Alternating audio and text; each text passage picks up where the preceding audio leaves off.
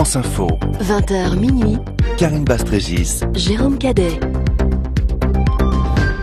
La suite de notre édition spéciale. Merci de nous rejoindre si c'est le cas à 23h33 avec nos invités autour de la table de France Info. Sandrine Charnoz, bonsoir. Bonsoir. Conseillère de Paris, vous soutenez Benoît Hamon. Raquel Garrido, bonsoir. Bonsoir. Porte-parole de la France Insoumise de Jean-Luc Mélenchon. À vos côtés, Christophe Castaner, bonsoir. Bonsoir. Député des Alpes de Haute-Provence, soutien d'Emmanuel Macron. Bonsoir à Luc Carvounas. Bonsoar. Sénateur-maire d'Alfortville, vous soutenez Manuel Valls. Vous n'avez rien manqué a priori de cette soirée, mais si vous nous rejoignez à 23h33, Yael Gauz, chef du service politique de France Info, vous en rappelle les temps forts. Oui, Jérôme, c'était la finale du quinquennat Hollande, le président qui a préféré assister au sacre des experts à Bercy pendant que Benoît Hamon et Manuel Valls jouaient eux sur le terrain de la primaire, et le score est sans appel. Le peuple de gauche, plus mobilisé qu'au premier tour, moins qu'en 2011, a choisi l'ex-frondeur plutôt que la gauche de gouvernement. Les électeurs ont voté de la manière suivante. Pour Benoît Hamon, 58,65% des suffrages. Pour Manuel Valls, 41,35% des suffrages. Les votes blancs, 9 910. Les votes nuls, 7 000. Les experts champions du monde à Bercy, retour à Évry pour Manuel Valls, mais pas de guerre des roses ce soir. Le revenu est toujours universel, mais le candidat de la feuille de paix, Manuel Valls, félicite le vainqueur et s'engage à l'aider. J'ai depuis toujours le sens de l'action collective et de la loyauté. Je suis profondément attaché au respect des engagements pris. De la maison de l'Amérique latine à celle de la mutualité, pas la même ambiance. Benoît Hamon caché par les roses brandies par ses supporters, un peu de trac et un couac pour commencer. Il commence son discours sans attendre que Manuel Valls ait terminé le sien. Benoît Hamon qui tend déjà la main à Jean-Luc Mélenchon et Yannick Jadot. Il faudra aussi rassembler la gauche et les écologistes. S'il existe des différences, les idées en partage sont si nombreuses. Jamais les forces de progrès ne perdent à se parler, à construire ensemble. Dès lundi, je proposerai donc à tous les candidats à cette primaire, mais aussi à tous ceux qui se reconnaissent dans la gauche et l'écologie politique, en particulier Yannick Jadot et Jean-Luc Mélenchon, de ne penser qu'à l'intérêt des Français au-delà de nos personnes. Je leur proposerai de construire ensemble une majorité gouvernementale cohérente et durable pour le progrès social, écologique et démocratique. Et puis c'est la photo du soir à 21h46 depuis le perron de Solferino. Benoît Hamon, Emmanuel Valls, des noces furtives et des questions pour les jours qui viennent pour Benoît Hamon. Demain, Bernard Cazeneuve rencontre avec le Premier ministre à 15h30 à Matignon et une confirmation ce soir. François Hollande et Benoît Hamon se sont téléphonés et se verront prochainement. Ça aussi c'est intéressant. Le président qui reçoit Benoît Hamon comme une conclusion du quinquennat à l'envers. Merci beaucoup Yael Gauz pour ce fil de la soirée. Raquel Garrido, bonsoir. Bonsoir. Porte-parole de la France Insoumise. Benoît Hamon a donc tendu la main à Jean-Luc Mélenchon. Est-ce que les deux candidats peuvent s'entendre en vue de la présidentielle ? Il me semble que c'est normal de répondre à l'invitation pour se voir. Ça, c'est une évidence. Ensuite, c'est pour proposer quoi exactement que veut voir Jean-Luc Mélenchon, que Benoît Hamon veut voir Jean-Luc Mélenchon? Est-ce que son idée, ce serait que Jean-Luc Mélenchon se désiste maintenant? C'est-à-dire qu'il arrête cette belle campagne que nous avons commencé avec la France Insoumise. Qui est improbable donc. Disons que ce serait un peu de l'arrogance solférinienne, si c'est ça. Parce que cette campagne présidentielle, pour moi, elle va se jouer plutôt dans le fait d'aller chercher la grande masse des Français qui s'abstiennent et qui ont maintenant clairement, une envie de dégager la classe politique. C'est pas anodin quand même. On a eu Nicolas Sarkozy, Alain Juppé, François Hollande qui s'est auto-dégagé, maintenant Manuel Valls. Et est-ce que c'est vraiment le Parti socialiste et notamment tous les candidats désignés pour les législatives dont la majorité sont pro-Valls qui sont les mieux placés pour incarner ce moment dégagiste? Je ne crois pas. Je pense que la France Insoumise, parce qu'elle propose le droit de révoquer les élus, la prise en compte du vote blanc dans le suffrage exprimé, l'Assemblée constituante, est mieux placée pour le faire. Après, je veux dire, c'est bien. Donc vous ne retirerez pas, on l'a entendu Yael Gauz. C'est vous qui êtes un peu aux abois ce soir. C'est une mauvaise nouvelle, cette victoire de Benoît Hamon pour Jean-Luc Mélenchon. Je ne jappe jamais. Non, je suis pas du tout aux abois. Non, je rigole, non, mais je plaisante. Je comprends. Je plaisante, non, pas du tout. Je m'appuie sur un sondage. Alors les sondages, on en pense ce qu'on veut, mais vous les aimez bien.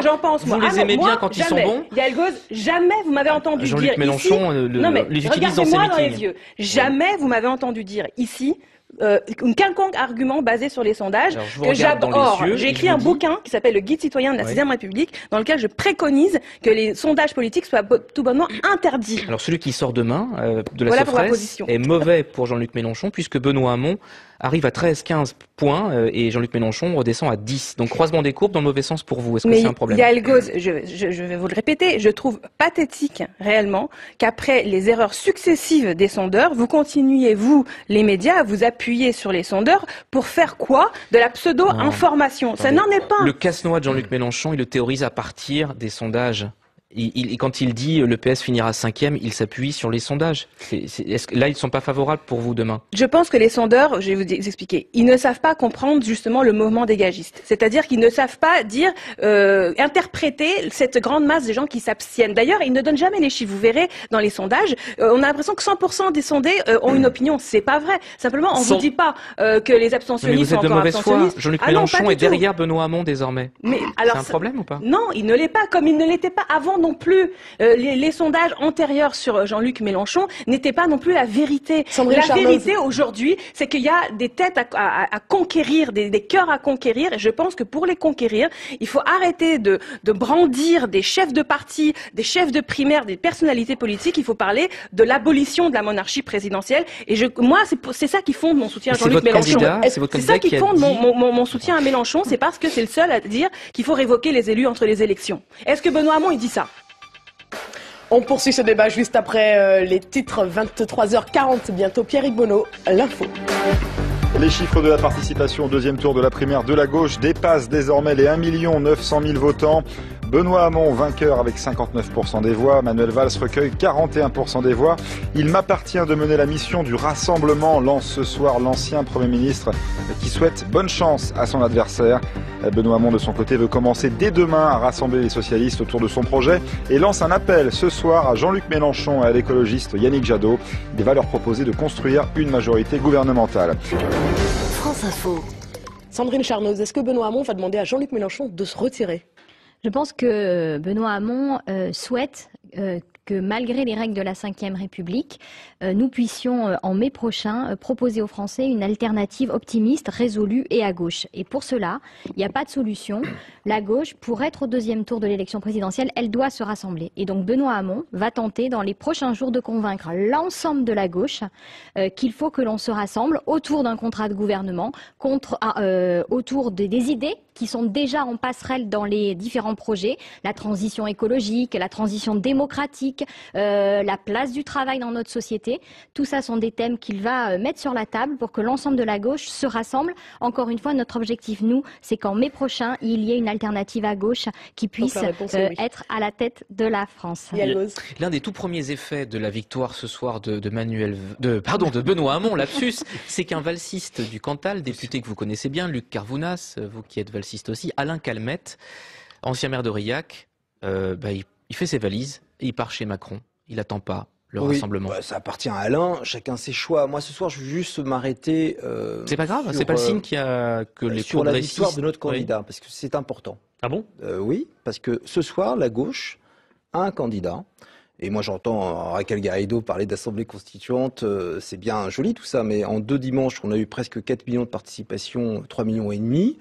Si c'est pas donner la parole au peuple de gauche d'organiser une primaire et d'y participer, je n'ai pas bien compris. Et puis moi je vais vous dire, Benoît Hamon, il a raison d'essayer d'aller rassembler. Je pense que Jean-Luc Mélenchon lui fermera la porte au nez, comme d'ailleurs il la ferme à ses propres camarades communistes, vis-à-vis desquels il ne souhaite même pas avoir une discussion et mettre des candidats de la France insoumise, même dans les 15 seules circonscriptions détenues par un député communiste. Ça vous donne un peu la force du rassemblement qu'espère Luc Carvounas, la question c'était, Mélenchon. Vous avez un ami valsiste qui est par chez Emmanuel Macron. Alors, j'ai cru comprendre quand même, si on se dit les choses, et il y a 30 parlementaires mardi qui étaient déjà partis depuis un petit moment. On ne va pas découvrir, chacun le sait. Il est élu d'Aurillac, il est proche de mon collègue Jacques Mézard, qui est le patron du groupe RDSE, qui a organisé notamment dans son département le transfert de beaucoup d'élus. Quid de mardi matin? Il y a une réunion des réformateurs, vos collègues de l'aile droite du PS, ils sont une trentaine. Eux aussi pourraient partir. Je le regrette. Chez Emmanuel Après, Macron. on ne retient pas quelqu'un qui veut quitter la maison. Mais qui a deux maisons perd la raison. Et ma maison, c'est la maison du Parti Donc socialiste. ça veut dire que c'est le début d'une hémorragie tout de même Si une trentaine de parlementaires, c'est le début d'une hémorragie, on n'a pas tout à fait le même niveau de l'hémorragie. Est-ce que c'est le début d'une hémorragie? Non, vous allez vous rendre compte que, à part ces quelques collègues-là qui peuvent peut-être partir, une très très grande majorité, à commencer par Manuel Valls qui est allé saluer à Solferino Benoît Hamon, nous allons rester au sein de la famille socialiste. Vous irez applaudir Benoît Hamon en meeting, y compris sur le Je vous revenu rappelle universel. d'abord que nous sommes, Benoît et moi, des élus de l'Île-de-France, que nous nous connaissons bien, que nous sommes dans la même famille politique, que nous avons eu des mêmes combats, pas plus tard il y a 1 an, pour gagner la région Île-de-France. Donc il y a plus de convergence que de divergence. Christophe Castaner, vous accueillez à bras ouverts les députés socialistes qui voudraient vous rejoindre. Vous-même, vous avez été réfugiés élu valsistes. en 2012 en soutien de François Hollande. Aujourd'hui, vous soutenez Emmanuel Macron. Tous ceux qui veulent rejoindre Emmanuel Macron, qui viennent du Parti socialiste, mais qui viennent aussi d'autres partis, sont bienvenus. La dynamique, on voit bien, elle est en faveur d'Emmanuel. Depuis qu'il a présenté sa candidature, il ne cesse de progresser, de plus en plus de monde dans les sondages, 160 000 personnes qui ont rejoint En Marche. Donc vous, les sondages, vous les regardez visiblement. Bien sûr, c'est un indicateur intéressant. Il ne faut pas les négliger, et Jean-Luc Mélenchon sait aussi les utiliser. Ça a été rappelé. Mais au-delà de cela, c'est les gens qui viennent dans nos meetings, et c'est vrai que chez Jean-Luc Mélenchon, il y a aussi une dynamique. Moi, ce que je vois, c'est que la primaire, elle permet toujours de désigner une femme ou un homme, certes. Mais très vite, il y a un écueil. C'est qu'au fond, il n'y a pas d'accord sur une philosophie, sur une volonté, sur un programme politique. On voit comment, même Benoît, dimanche dernier, il y a moins d'une semaine, disait, face à Manuel Valls, c'est projet de société contre projet de société. Et j'ai entendu Manuel avoir des propos un peu sévères, y compris cette semaine. Donc moi, je suis convaincu qu'on va arriver à une synthèse molle, un accord d'appareil. Et les Français n'ont pas besoin d'accord d'appareil. Il nous faut aller au-delà. Il faut un engagement clair, un programme clair. Et je ne sais pas comment aujourd'hui, on va trouver un accord dans le groupe socialiste, par exemple, pour soutenir le revenu universel, un engagement qui va, je cite Benoît, de 300 à 450 milliards. Luc Carvounas, vous souteniez Emmanuel Valls, ça va être une synthèse molle dans les jours qui viennent? Ça, vous allez bien voir que ça va être non seulement une vraie synthèse, mais on va aller au combat. Il y a une campagne à mener. Moi, je suis désolé, Christophe, mais je ne sais toujours pas quelle est la ligne politique d'Emmanuel Macron, qui est un peu attrape-tout. Moi, quand on me projette une vidéo avec Jean Arthuis qui ouvre un meeting, je ne sais pas ce que ça veut dire. Alain Minc, je ne sais pas ce que ça veut dire. Je sais où est mon cœur. Mon cœur, il est à gauche. Je suis un maire d'une ville de banlieue. Donc moi, quand on me dit ni droite ni gauche, face au discours qu'on a entendu aujourd'hui de François Fillon, qui est tellement dur désormais que même à ses yeux, Marine Le Pen est une affreuse gauchiste. Mais où on va? Donc il faut que la gauche ressaisisse et qu'on aille sans état d'âme au combat. Donc vouloir tout attraper, histoire d'être à la mode, est un candidat ubérisé de la vie politique, et pardon, de proposer même, on aura le programme au mois de mars, pourquoi pas après l'élection présidentielle. Moi j'aimerais bien savoir ce qu'il propose. On va être sérieux un minimum. Tu as lu, je suis sûr, l'ouvrage de Emmanuel Macron. Depuis régulièrement, à chacune de ses visites, il aborde un thème. C'était la culture cette semaine, l'agriculture, la pêche, l'éducation, et je te sais observateur pour savoir qu'il fait des propositions fortes sur cette question. Mais ce qu'on voit, c'est qu'aujourd'hui, on a dans l'offre politique 2 représentants d'une même gauche un peu irréaliste, une même gauche qui ne regarde pas forcément le réel. Et ça a été dit, y compris par Manuel Valls quand il évoquait Benoît Hamon. Moi, je crois que le clivage gauche-droite, il est totalement dépassé. Je crois que les logiques d'appareil sont totalement dépassées et qu'il nous faut nous rassembler et dépasser les appareils politiques pour trouver des solutions qui marchent, qui volent, qui permettent d'avancer, de répondre aux attentes des Français. Et c'est pour ça aussi que les Français se tournent aujourd'hui vers Emmanuel Macron. Sandrine Schermens. Alors les Français se tournent... Benoît Hamon, je le rappelle. Oui. Les Français se tournent pour l'instant, on ne parle que de sondages et là nous avons des suffrages. Il y a quand même une autre dynamique quand vous avez 2 millions de personnes qui se sont déplacées alors que la primaire a été faite de manière très rapide et avec les vacances de Noël au milieu, et les Français se sont déplacés pour dire massivement oui à une gauche d'avenir. Donc ça c'est déjà la première chose. La deuxième chose, c'est que je pense qu'il n'y a pas d'avenir actuellement dans le ni gauche ni droite parce qu'il y a confusion et clairement clairement, on voit bien qu'il y a une tentation de prendre une mesure par-ci, une mesure par-là. Et moi, pour l'instant, je n'ai toujours pas compris la cohérence de la ligne qui était défendue. Benoît Hamon, quant à lui, a proposé un projet cohérent, concret, qui pose les difficultés des Français et qui cherche à y répondre. Voilà. Mais comment on fait? C'est quand même vraiment dommage, parce que si on prend les sondages du jour, on les aime pas, mais en gros, Macron 19, 20, plus les 13, 15 de Benoît Hamon, vous seriez largement en tête au premier tour. Faudrait pas vous parler un petit peu, là, Hamon-Macron? Moi, je pense que la politique, c'est pas de l'arithmétique. Et on l'a bien démontré depuis août. Benoît Hamon, la primaire, ça a été de l'arithmétique puisqu'il y a eu une victoire massive de Benoît Hamon. Ça a été une dynamique. Benoît Hamon est parti en août, très bas, tout seul, personne n'y croyait. Et nous avons construit une campagne de terrain, nous avons discuté, nous avons posé les thèmes. Et nous allons recommencer plus nombreux demain. Nous allons essayer de convaincre l'ensemble de la gauche de nous rejoindre. Et nous allons bâtir la même dynamique parce qu'encore une fois, notre seul objectif, c'est l'élection présidentielle. Tripartition mortelle. La tripartition, elle existait. Elle était même encore plus grande. Dans cette primaire, il y avait 7 candidats. Donc nous avons su nous rassembler dans la belle alliance. Nous avons réussi cette première étape. Il s'agit maintenant de passer à la deuxième étape, encore une fois, pour rassembler l'ensemble des personnes qui ont le cœur qui bat à gauche et qui ont envie de le faire battre plus fort. La suite de ces échanges dans 2 minutes, 23h50. L'info, Pierrick Bonneau. Benoît Hamon reçu demain après-midi par le Premier ministre Bernard Cazeneuve à Matignon. Le petit Benoît, comme l'ont longtemps appelé les éléphants du PS, représentera les couleurs socialistes à la présidentielle. Benoît Hamon remporte le second tour de la primaire à 59% des voix contre 41% pour Manuel Valls, selon des résultats encore partiels. Parmi les réactions ce soir, celle de la maire de Paris, pour qui l'heure est au rassemblement. Nous avons maintenant 3 mois pour nous rassembler et l'emporter. Tweet ce soir Anne Hidalgo. France Info. Benoît Hamon remporte donc ce soir la primaire de la Belle Alliance Populaire, 58,8% des suffrages, 41,13% pour Manuel Valls, avec cette participation sur 80% des bureaux, 1 988 000 électeurs. Raquel Garrido, porte-parole de la France Insoumise, Jean-Luc Mélenchon. Vous leur dites quoi à ces 2 millions de personnes qui sont allées voter aujourd'hui, qui ont voté Manuel Valls ou Benoît Hamon? Vous leur dites, c'est tout ça pour rien? En fait, il fallait voter pour Jean-Luc Mélenchon. Non, je pense que c'est bien d'avoir dégagé Manuel Valls. Je vous le dis, ce moment dégagiste que nous vivons, vous savez, le dégagisme, c'est Ben Ali. Mais il y en a qui ont voté pour Benoît Hamon aussi. Il y en a aussi. Mais disons que la majorité ayant voté pour Benoît Hamon, ça y est, Manuel Valls est dégagé, ça c'est fait, ce n'est plus à faire. Donc ça c'est bien. Bon, mais après, je vais vous dire, ce que dit Sandrine Charnoz, et notamment ce qu'elle dit sur le projet de gouvernement. Juste vous comparez Ben Ali à Manuel Valls, c'est quand même drôle de comparer. Pardon, mais c'est quand même un premier... Non, mais évidemment que non. Je sais bien faire la différence entre ce qui relève d'une oligarchie politico-financière comme en France et ce qui relève d'une dictature comme en Tunisie.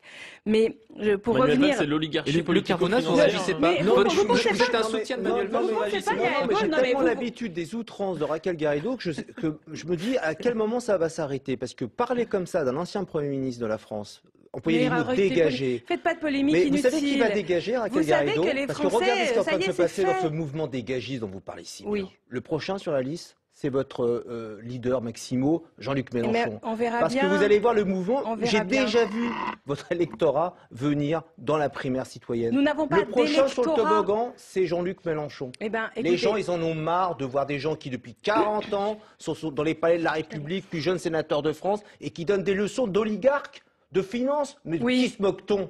Écoutez, pardonnez-moi, mais là vous êtes ce soir battu, c'est clair. Non, moi j'ai un candidat ce soir et qui a été élu avec 3,5 millions de votants. Et vous en êtes au point à faire quoi? Parce que tout le monde le voit ce que vous faites. Vous vous rapprochez de Benoît Hamon pour que Benoît Hamon ne touche pas à vos circonscriptions, à vous, votre candidat valsiste. C'est ça. Ça c'est un argument. Alors là, la tambouille de Raquel Garrido. C'est vous la tambouille. Allez, chapitre 1. Jean-Luc Mélenchon, il a un programme. Ce programme, il est. Vous faites pas honneur à la politique. Nous, on a un programme au moins, et ça, je pense que c'est respecter les citoyens, parce qu'au moins quand ils voteront pour Jean-Luc Mélenchon et quand ils voteront pour les 577 candidats de la France Insoumise, ils sauront que c'est sur la base d'un programme de gouvernement. Le problème avec Benoît Hamon aujourd'hui, c'est qu'il y a combien de députés qui vraiment soutiennent sa ligne politique? Est-ce qu'il n'y a pas quand même une esbrouffe à défendre un programme A à la présidentielle et de laisser derrière tous les hollandistes, les valsistes, défendre leur propre ligne devant les citoyens? De faire des propositions pour rassembler sa famille. Donc c'est bien ce qu'on a dit, c'est la tambouille, et on va voir comment Benoît Hamon va céder devant Je veux vous. bien que la C'est ce seule que vous ligne politique espérez. de Jean-Luc Mélenchon est auto-centrée sur son nombril, elle est Non, circulaire, mais nous en tous les cas, nous, on parle de choses nous importantes. 43 millions de personnes qui ne sont pas venues à la primaire, c'est pas Raquel Garrido et auto-centré, Luc ça. Carvounas, on va laisser la parole à Sandrine Charnos. Oui, qui voit la soutient Benoît difficulté Hamon. que nous allons avoir à rassembler ces concret. extrêmes. Sandrine, tu n'y arriveras pas avec eux. Hein. Non, mais moi, je pense et je crois en l'intelligence collective. Et je pense que quand on va travailler le projet, le programme, on va arriver à sortir de ces histoires de circonscription, ces histoires de tambouille, parce que franchement, je ne sais pas qui nous écoute à l'heure actuelle, mais il faut faire attention aussi, parce que quand on veut remettre de la démocratie au cœur, on commence déjà par parler des idées. Et moi, j'aurais aimé ce soir qu'on parle de transition écologique, de la place du travail dans notre société, de comment on remet le citoyen.